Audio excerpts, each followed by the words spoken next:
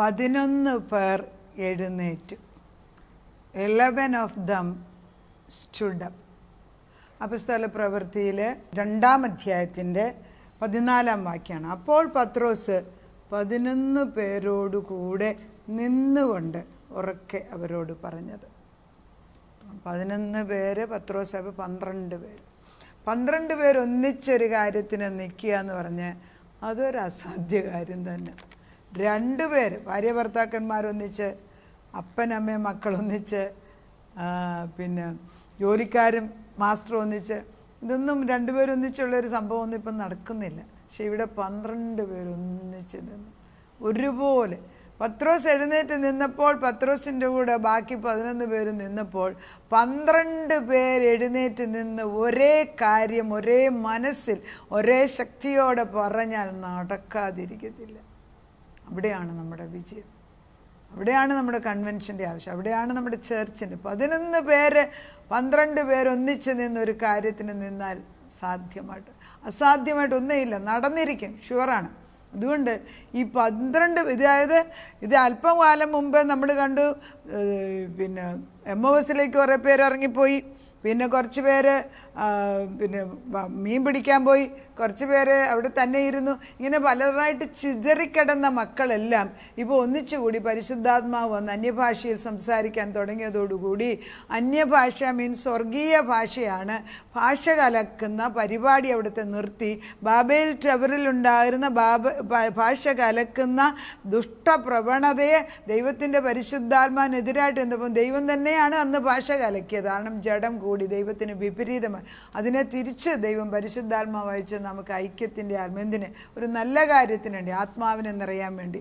It's just the opposite of what happened in Babel tower. അതായത് Babel tower വെച്ച് ഭാഷ കലക്കിയത് മനുഷ്യൻ ഒരു ടവർ ഉണ്ടാക്കി സ്വർഗത്തോളം ദൈവത്തോളം ഉയരണമെന്ന് പറഞ്ഞു. അത് തന്നെയാണല്ലോ ലൂസിഫറും ചെയ്തത്. എന്നാൽ അതിന് വിപരീതമായിട്ട് പരിശുദ്ധാത്മാവ് വരുമ്പോൾ, മുൻതൂക്കം പരിശുദ്ധാത്മാവിന് കൊടുത്തപ്പോൾ എങ്ങനെ ആത്മാവ് തന്നെയാണ് പ്രവർത്തിക്കുന്നതല്ല, ശിഷ്യന്മാരൊന്നിച്ച് നിന്ന് ഒരേപോലെ സംസാരിക്കുന്നു. ആരാണ് പറയുന്നത്? പത്രോസ്.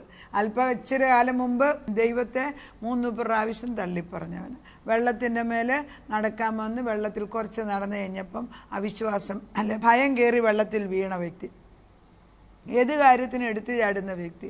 പത്രോസ് പറയുന്നതിന് വിപരീതമായിട്ട് ചിന്തിക്കുന്ന ശിഷ്യന്മാർ. ഇത് തന്നെയല്ലേ നമുക്ക് ഇന്നും ഉള്ളത്. കർത്താവ് പറയുന്നു, നമ്മൾ ഏതെങ്കിലും ഒരു കൂട്ടായ്മ ചെന്നിട്ട് നമ്മുടെ കൂടെ 12 പേരൊന്നിച്ച് നിൽക്കുന്നത് നമുക്ക് ഒട്ടും വ്യത്യാസമില്ല ചിന്തിക്കുന്നത്. അങ്ങനെ ഒരു സാഹചര്യം ഉണ്ടായെങ്കിൽ സ്വർഗം ഭൂമിയിൽ ഇറങ്ങിക്കഴിഞ്ഞു അതിശയങ്ങൾ നടക്കും. അതുകൊണ്ട് ഈ ആത്മീക തലത്തിൽ വന്നാൽ സ്നേഹവും ഐക്യതയും വരത്തുള്ളൂ.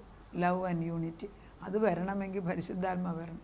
ഈ പരിശുദ്ധാത്മാവ് ഇല്ലാത്തതുകൊണ്ടാണ് ഭാര്യ ഭർത്താക്കന്മാർ വരും. സഹോദരന്മാർ 133-ാം സങ്കീർത്തനം നിന്നു, സഹോദരന്മാർ ഒത്തൊരുമിച്ച് കഴിയുന്നു, എത്രയോ ശുഭവും അനുഗ്രഹവും. അതായത് ദൈവത്തിൻ്റെ അത് അഹറോൻ്റെ താടിയിൽ കൂടി ഒഴുകുന്ന വിശുദ്ധ തൈലം അവൻ്റെ വസ്ത്രത്തിൻ്റെ വിളിമ്പിലേക്ക് ഒഴുകി താഴോട്ട് ഒഴുകുന്ന തൈലം ഒഴുകുമ്പോൾ അവിടെ ഒരു അഭിഷേകമാണ് ഒഴുകുന്നത്. അവിടെ അഭിപ്രായ വ്യത്യാസം വരുന്നില്ല. ഒന്നാമത് നമ്മൾ ഈ പ്രായം ചെന്നവരെ അല്ലെ അഭിഷേകമുള്ളവരെ ബഹുമാനിക്കാൻ നമുക്ക് അറിഞ്ഞുകൂടാ. ഭാര്യ ഭർത്താക്കന്മാർ ബഹുമാനിക്കാൻ മറന്നുപോയി. മറ്റുള്ളവരെ എന്താണ് അഭിപ്രായം പറയുന്നതിന് ഒരു വില കൊടുക്കാതായി. അപ്പോൾ സമൂഹത്തിൽ മാനിക്കേണ്ടവരെ മാനിക്കാൻ പോലും അറിയാതെ, ഭവനങ്ങളിൽ അപ്പനമ്മമാരെ ബഹുമാനിക്കാതെ, സഭകളിൽ മുതിർന്നവരെ ആദരിക്കാതെ ഒക്കെ പോകുന്നതിൻ്റെ റീസൺ പരിശുദ്ധാത്മാവിൻ്റെ കുറവാണ്. അപ്പം ആദ്യം ഒറ്റമൂല്യം നമുക്ക് വേണ്ടത് പരിശുദ്ധാത്മാവാണ്. പരിശുദ്ധാത്മാവിൽ എന്താ ചെയ്തതെന്ന് നമുക്ക് നോക്കാം. അപ്പോൾ പത്രോസ് 11 പേർ എങ്ങനെയാണ് ഇവർ പുതുവീഞ്ഞ് കുടിച്ചിരിക്കുന്നു എന്ന് മറ്റവർ പരിഹരിച്ചു. കാരണം എല്ലാവരും പുതിയ ഭാഷകളിൽ സംസാരിച്ചു, അവരവർക്ക് മനസ്സിലാകുന്ന ഭാഷയിൽ മനസ്സിലാക്കി. ഈ ഭാഷ വ്യത്യാസമാണെങ്കിലും കാര്യം മനസ്സിലാക്കിച്ചു കൊടുത്ത ദൈവം ഇവിടെ പറയുന്നു, ആളുകൾ കണ്ടിട്ട് പറയുന്നത് വീഞ്ഞു കുടിച്ചു മത്തരായിരുന്നു. അപ്പോൾ പത്രോസ് എഴുന്നേറ്റ് പറഞ്ഞു, 11 പേരോടുകൂടെ നിന്നുകൊണ്ട് ഉറക്കെ അവരോട് പറഞ്ഞു, യഹൂദാ പുരുഷന്മാരും യെരൂശലേമിൽ പാർക്കുന്ന എല്ലാവരുമായുള്ളത്, ഇത് നിങ്ങൾ അറിഞ്ഞിരിക്കട്ടെ. എൻ്റെ വാക്ക് ശ്രദ്ധിച്ചുകൊള്ളുവീൻ. നിങ്ങൾ ഊഹിക്കുന്നത് പോലെ ഇവർ ലഹരി പിടിച്ചവരല്ല. എന്നാൽ പകൽ 3-ാം മണി നേരമേ ആയിട്ടുള്ളല്ലോ. 3 മണി, അതായത് രാവിലെ ഈ സമയത്ത് എങ്ങനെയാണ് ഈ ഒരു മനുഷ്യനിങ്ങനെ കുടിച്ചേച്ച് പറയുന്നതെന്നാണ്. മകൻ 3 അവരുടെ കണക്കനുസരിച്ച് സമയത്തിന് വ്യത്യാസമുണ്ട്. എന്തെങ്കിലും ആട്ടെ, നമ്മൾ ആത്മാവിൽ നോക്കുമ്പോൾ ദൈവത്തിൻ്റെ പരിശുദ്ധാത്മാവിൽ എല്ലാവരും ഒരുമനപ്പെട്ട് നിന്ന് ഒരു കാര്യം വിളിച്ചു പറയുകയാണെങ്കിൽ എന്തൊരു ശക്തിയാണ്. ഒരേ കാര്യം വിളിച്ചു പറയും. അതെന്താണ് പത്രോസ് വിളിച്ചു പറഞ്ഞ എന്താണ്? ഇതാണ്, ഇത് യോവേൽ പ്രവാചകൻ മുഖാന്തരം അരുളി ചെയ്തതാണ്. ഇത് നേരത്തെ പറഞ്ഞ കാര്യം തന്നെയാണ്, ദൈവം നിയോഗിച്ചതാണ്. അതെന്താണ്? അന്ത്യകാലത്ത് ഞാൻ സകല ജഡത്തിൻ്റെ മേൽ എൻ്റെ ആത്മാവിനെ പകരും. നിങ്ങളുടെ പുത്രന്മാരും പുത്രിമാരും പ്രവചിക്കും. നിങ്ങളുടെ യൗവനക്കാർ ദർശനങ്ങൾ ദർശിക്കും. നിങ്ങളുടെ വൃദ്ധന്മാർ സ്വപ്നങ്ങൾ കാണും. പിന്നെ എൻ്റെ ദാസന്മാരുടെ മേലും ദാസിമാരുടെ മേലും കൂടെ ഞാൻ ആ നാളിൻ്റെ ആത്മാവിനെ പകരും. അവർ പ്രവചിക്കും. ഞാൻ മീതെ ആകാശത്തിൽ അത്ഭുതങ്ങളും താഴെ ഭൂമിയിൽ അടയാളങ്ങളും കാണിക്കും. രക്തവും തീയും പുകയാവിയും തന്നെ. കർത്താവിൻ്റെ വലുതും പ്രസിദ്ധമായ നാൾ വരും മുമ്പേ സൂര്യൻ ഇരുളായും ചന്ദ്രൻ രക്തമായും മാറി. എന്നാൽ കർത്താവിനെ നാദം വിളിച്ചപേക്ഷിക്കുന്നവൻ ഏവൻ രക്ഷിക്കപ്പെടും എന്ന് അരുളി ചെയ്തു. അപ്പോൾ യെരൂശലേമിൽ യോവേൽ പ്രവാചകൻ പരിശുദ്ധാത്മാവിനെ പോർ ഔട്ട് ചെയ്യുന്ന അല്ലെങ്കിൽ തരുന്നതിനെക്കുറിച്ച് വ്യക്തമായിട്ട് എഴുതിയതാണ് ഈ സംഭവിക്കുന്നതെന്ന് ആത്മാവിൽ വിവേചിച്ചറിഞ്ഞ് പരിശുദ്ധാത്മാവിൽ ഐക്യത്തോടെ 12 പേർ ഒരുപോലെ വിളിച്ചു പറഞ്ഞപ്പോൾ അവിടെ അതിശയം നടന്നു. ഞാനത് തന്നെയാണ് എന്നും പ്രാർത്ഥിക്കുന്നത്. ഞാൻ പറയുന്നത് പോലെ, അല്ലെ എൻ്റെ ഹസ്ബൻഡ് പറയുന്ന ആത്മാവിലാണെങ്കിൽ അതുപോലെ നിൽക്കാനും, ഞാനും എൻ്റെ ഹസ്ബൻഡും പറയുന്ന മക്കളും അനുസരിക്കുകയാണെങ്കിൽ ഒരു കലക്കവും വീട്ടിൽ വരത്തില്ല. 4 പേരുണ്ട്, 5 തട്ടല്ലേ. ചെറിയ അഭിപ്രായ വ്യത്യാസങ്ങളാണല്ലേ. എക്സാമ്പിൾ എടുക്കാം. നമ്മൾ മോൾക്കൊരു കല്യാണം ആലോചിക്കുക. അപ്പന് നിർബന്ധം നല്ല പഠിത്തമുള്ള ഡോക്ടറാണ്. അമ്മ പറയുന്നു അതല്ല, നമുക്ക് വേണ്ടി പുറത്തുള്ള ആളെ വേണം, നാട്ടിലുള്ളവരെ വേണ്ട. എങ്ങനെ എത്ര കല്യാണം ആലോചിച്ച് രണ്ടും കൂടെ ചേരാതെ വരുമ്പോൾ വഴക്കായി. എന്തെങ്കിലുമൊക്കെ തരത്തിൽ അഭിപ്രായം. പ്രാർത്ഥിക്കുമ്പോൾ ഏതൊരു കാര്യം നമ്മൾ വീട്ടിലൊരു തീരുമാനം എടുക്കുമ്പോഴും 2 ചിന്ത കയറും. ആദ്യത്തെ ചിന്ത എപ്പോഴും നെഗറ്റീവാണ്. ഭർത്താവാരട്ടെ മക്കളായിട്ട് ആരെന്ത് പറയും, നമ്മൾ അങ്ങോട്ട് പറഞ്ഞാൽ ആദ്യത്തെ ചിന്ത നെഗറ്റീവാണ്. പിന്നെ കുറച്ച് നേരം ആലോചിച്ച് കഴിയുമ്പോൾ നമ്മൾ ഇരിക്കും, ശരിയാ അവർ പറഞ്ഞത് ശരിയാ ചെയ്തേടെ. പക്ഷെ അതങ്ങനെ ഇല്ല. പരിശുദ്ധാത്മാവ് വന്നപ്പോൾ, ഐക്യത്തിൻ്റെ ആത്മാവ്. ഞാൻ ഓർക്കുന്നുണ്ട്, ഒരു ബ്രാഹ്മിൻ കുട്ടി ബാംഗ്ലൂരിൽ വെച്ച്, അതിനെ കല്യാണം കഴിച്ചിരിക്കുന്ന ഇവിടെയുള്ള തിരുവല്ലയിലുള്ള ഒരു അച്ഛനാണ്. അപ്പോൾ എന്നോട് പറഞ്ഞു, ആൻറ്റി ഞാൻ നാട്ടിലോട്ട് പോവുകയാണ്, എനിക്ക് വലിയ വെപ്രാളമാണ്, പേടിയാണ്, അവരെങ്ങനെ എന്നെ സ്വീകരിക്കും. അപ്പോൾ നല്ല ആത്മനിറവുള്ള ഒരു കുട്ടിയാണ്, ക്രിസ്തുവിലായി കഴിഞ്ഞ്.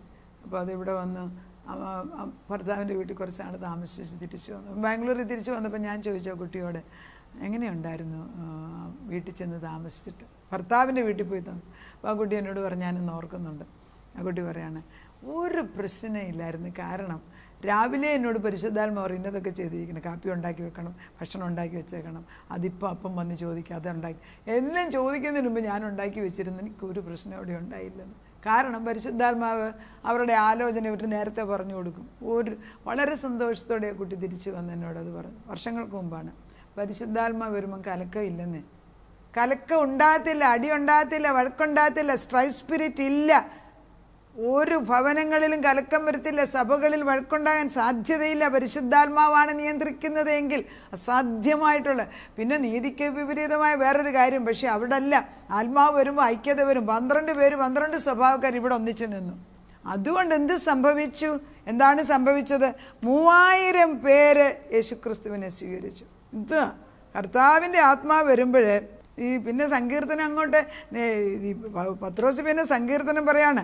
അതായത് 16:8 പറയും, ഞാൻ കർത്താവിനെ എപ്പോഴും എൻ്റെ മുമ്പിൽ കൊണ്ടുവച്ചിരിക്കുന്നു. അവൻ എൻ്റെ പരുത്ത് പാതിരിക്കാൻ ഞാൻ കുലുങ്ങിപ്പോയാൽ അത് എൻ്റെ ഹൃദയം സന്തോഷിച്ച്, എൻ്റെ നാവ് ആനന്ദിച്ച്, എൻ്റെ ജഡം പ്രത്യാശയോടെ വസിക്കും. നീ എൻ്റെ പ്രാണനെ.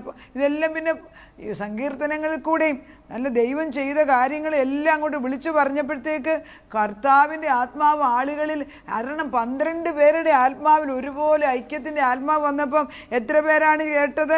എത്ര പേർക്കാണ് വ്യത്യാസം വന്നത്? പത്രോസ് വിളിച്ചു പറയുന്നത്, ആകയാൽ നിങ്ങൾ ക്രൂശിച്ച ഈ യേശുവിനെ തന്നെ ദൈവം കർത്താവും ക്രിസ്തുവുമാക്കി വെച്ചു എന്ന് ഇസ്രായേൽ ഗൃഹം ഒക്കെയും നിശ്ചയമായി അറിഞ്ഞുകൊള്ളട്ടെ.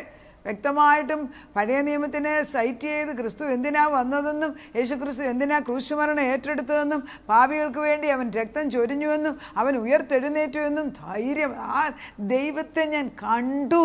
യോഹന്നാൻ പറഞ്ഞു, ആ ദൈവത്തെ ഞാൻ തൊട്ടിരിക്കുന്നു. ആ യോഹന്നാനാണ് ഇപ്പോൾ എഴുന്നേറ്റ് നിൽക്കുന്നത്. 12 പേര് നിന്നപ്പോൾ അത് കേട്ടിട്ട് അവർ ഹൃദയത്തിൽ കുത്തുകൊണ്ട് പത്രോസിനോടും ശേഷം അപ്പോസ്തലൻ സഹോദരന്മാരെ പുരുഷന്മാരെ ഞങ്ങൾ എന്ത് ചെയ്യേണ്ടു എന്ന് ചോദിച്ചു. ഇവിടെ ആയിരിക്കണം ഏതൊരു വചനവും നമ്മൾ എന്ത് ചെയ്യണം എന്നുള്ള ക്വസ്റ്റ്യൻ അടുത്ത് വരണം, അല്ലെങ്കിൽ നമ്മുടെ പ്രസംഗം കൊണ്ട് പ്രയോജനമില്ല, വെറുതെ സമയം. എന്ത് ചെയ്യണമെന്ന് അവർ ചോദിക്കുകയാണ്. അവരുടെ മനസ്സിൽ അത് ചെന്ന് തറച്ചു. പത്രോസ് അവരോട്, നിങ്ങൾ മാനസാന്തരപ്പെട്ട് നിങ്ങളുടെ പാപങ്ങളുടെ മോചനത്തിന് ഓരോരുത്തരും യേശുക്രിസ്തുവിൻ്റെ നാമത്തിൽ സ്നാനമേൽപ്പീൻ. പാപമോചനം, സ്നാനം, ഇതൊക്കെ ദൈവത്തിൻ്റെ അന്ന് ആത്മാവിൽ പറഞ്ഞതാണ്. എന്നാൽ പരിശുദ്ധാത്മാവെന്ന ദാനം ലഭിക്കും. ഈ പരിശുദ്ധാത്മാവിൻ്റെ ദാനം ലഭിക്കാൻ പാപത്തിനെ ഒഴിച്ചു കളഞ്ഞ് കർത്താവ് എന്തു പറയുന്നു അത് കണ്ണടച്ച് വിശ്വസിക്കണം. പലപ്പോഴും കർത്താവ്, മിക്കപ്പോഴും ഞാൻ കാണുന്നു, ഓരോ വ്യക്തിയോട് വ്യക്തിപരമായിട്ട് ചില കാര്യങ്ങൾ ചെയ്യാൻ പറയും. ഞാൻ ഈ അടുത്ത കാലത്ത് ഒരു കാര്യം, ഒരു ചെറിയൊരു ഫാം ഹൗസ് പോലെ ഒരെണ്ണം ഉണ്ടാക്കാനായിട്ട് ഞാൻ പ്ലാൻ ചെയ്ത്, ഞങ്ങൾ രണ്ടുപേരും കൂടെ പ്ലാൻ ചെയ്തു. പക്ഷേ കർത്താവ് പ്ലാൻ ചെയ്ത് ചെയ്യാൻ തുടങ്ങിയപ്പം കർത്താവ് പറഞ്ഞു വേണ്ട എന്ന് പറഞ്ഞു. എല്ലാവരോടും പറഞ്ഞ് ചെയ്യണമെന്ന് ഉദ്ദേശിച്ച കാര്യം കർത്താവ് തന്നെ വേണ്ടെന്ന് വന്ന് നിർബന്ധമായിട്ട് പറയുകയാണെങ്കിൽ നമുക്ക് ലോകപ്രകാരമായിട്ടൊരു പ്രയാസം, പലരും ഇൻവോൾവ് ചെയ്തൊരു കാര്യമാണ്.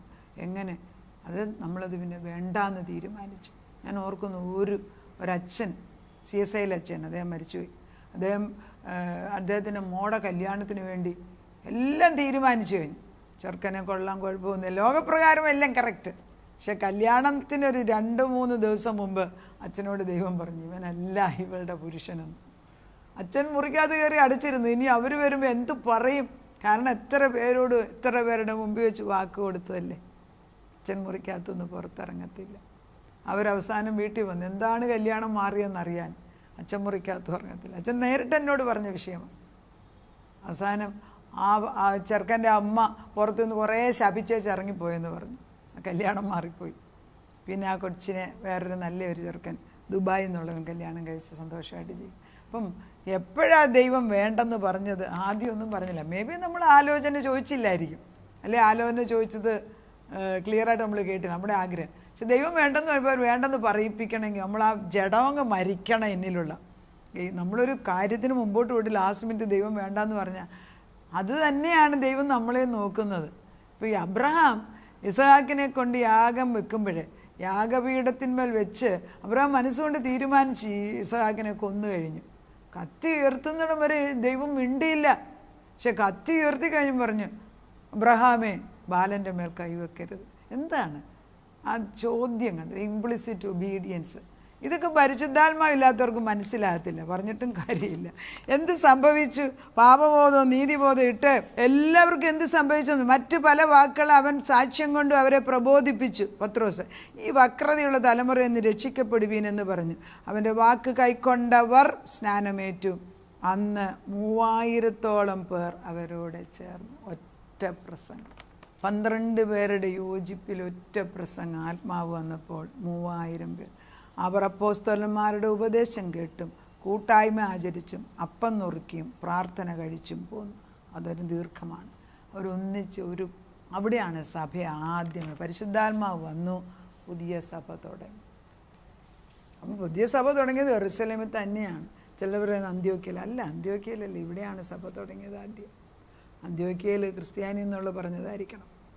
ദൈവത്തിൻ്റെ പരിശുദ്ധാത്മാവ് വരുമ്പോൾ ഒരു വ്യത്യാസമുണ്ട്.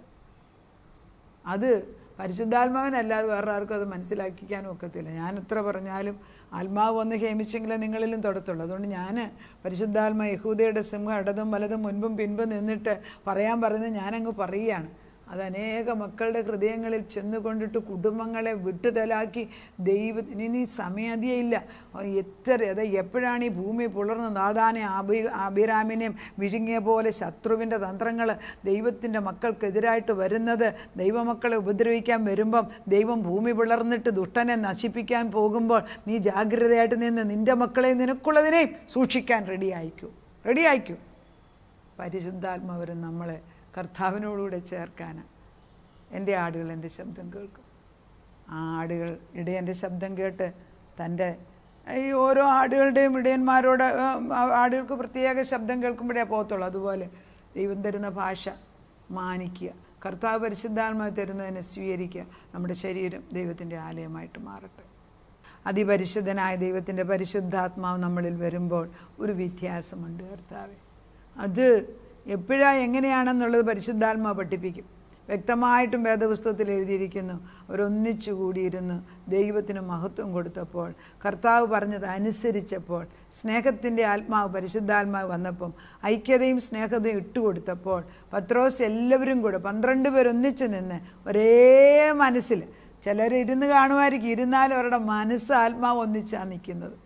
അങ്ങനെയുണ്ടല്ലോ. നമ്മളൊരു സഭയിൽ ചെല്ലുമ്പം ഒരാൾ എഴുന്നേറ്റ് നിന്ന് പറയുന്നെങ്കിലും ആത്മാവിൻ്റെ തീ കൊണ്ടാൽ അവരുടെ ആത്മാവ് എഴുന്നേറ്റ് നിൽക്കും. അകത്തെ ആത്മാവ് എഴുന്നേറ്റ് നിന്നാൽ ഒരുമനപ്പെട്ട് പ്രാർത്ഥിച്ചാൽ, അങ്ങനെയാണല്ലോ അമ്മയപ്പന്മാർ പ്രാർത്ഥിക്കുമ്പോൾ വേറൊരാളും കൂടെ പ്രാർത്ഥിക്കും. ചിലപ്പോൾ ഒരു അച്ഛനായിരിക്കും, ചിലപ്പോൾ ഒരു പാസ്റ്ററായിരിക്കും, ചിലപ്പോൾ പ്രവചനം പറയുന്നവരായിരിക്കും. അതിനോട് ചേർന്ന് നിൽക്കുമ്പോൾ അത് സംഭവിക്കുന്നതിൻ്റെ കാരണം പരിശുദ്ധാത്മാവിൻ്റെ ഐക്യതയും സ്നേഹവും ഒരുപോലെ വന്നു. സാവേ, എൻ്റെ കൂടെ നിന്ന് പ്രാർത്ഥിപ്പാൻ, എൻ്റെ കൂടെ യെസ് പറഞ്ഞ് 2 പേർ ഐക്യമത്യപ്പെട്ട് പ്രാർത്ഥിപ്പാൻ ഈ ഭൂമിയിൽ ആരുമില്ലയോ എന്ന് ചോദിച്ച് കരയുന്നവരുടെ മുമ്പിൽ പരിശുദ്ധാത്മാവ് പറയാണ്, ഞാൻ നിൻ്റെ കൂടെയുണ്ട്. നീ മുറി അടച്ച് എൻ്റെ കൂടെ ഇരുന്ന് പ്രാർത്ഥിച്ചാലും ഞാൻ കേൾക്കും. ഞാൻ 2 പേർ ഐക്യതപ്പെടുത്തുന്നത് എൻ്റെ ചുമതലയാണ്. 12 പേർ ഒരുമിച്ച് ഐക്യതപ്പെട്ട് വചനം പറഞ്ഞപ്പോൾ, ദൈവത്തിൻ്റെ സത്യങ്ങളെ വിളിച്ചു പറഞ്ഞപ്പോൾ 3000 പേരെയാണ് കർത്താവിലേക്ക് ആകർഷിച്ചത്. പിന്നെ സഭയുടെ കൂടെ ആളുകളെ കൊണ്ടേയിരുന്നു. ആത്മാവിൽ തുടങ്ങിയത് പരിശുദ്ധാത്മാവിൽ കണ്ടിന്യൂ ചെയ്ത് പരിശുദ്ധാത്മാവിൽ തീർക്കുവാനുള്ള കൃപ ഇതിനോടുകൂടെ ചോദിച്ചു വാങ്ങിക്കുന്നു. നാഥാ, നിൻ്റെ ആത്മാവില്ലാതെ ഒന്നും ചെയ്യാനൊക്കത്തില്ല. ജീവൻ്റെ ആത്മാവ്, കർത്താവിൻ്റെ പരിശുദ്ധാത്മാവ്, സത്യത്തിൻ്റെ ആത്മാവ്, വിശുദ്ധിയുടെ ആത്മാവ്, ദൈവത്തിൻ്റെ ആത്മാവിന് ഞങ്ങളിലേക്ക് പകർന്നു തരാൻ പെന്തക്കോസ്ത് ദിവസം അവിടുന്ന് മനസ്സലിവ് തോന്നിയത്. ഇന്ന് ഞങ്ങളിൽ കർത്താവ് ഡോർമെൻ്റായിട്ട്, അതായത് അനങ്ങാതെ ഇരിക്കുന്ന ഈ പ്രാവിന് കർത്താവിൻ്റെ പരിശുദ്ധാത്മാവിൻ്റെ ജീവവെള്ളമൊഴിച്ച് ജീവിപ്പിച്ച് പറന്നുയരാനുള്ള ബലം തരണമേ. പുതുശക്തി ഞങ്ങളുടെ മേൽ വീഴട്ടെ.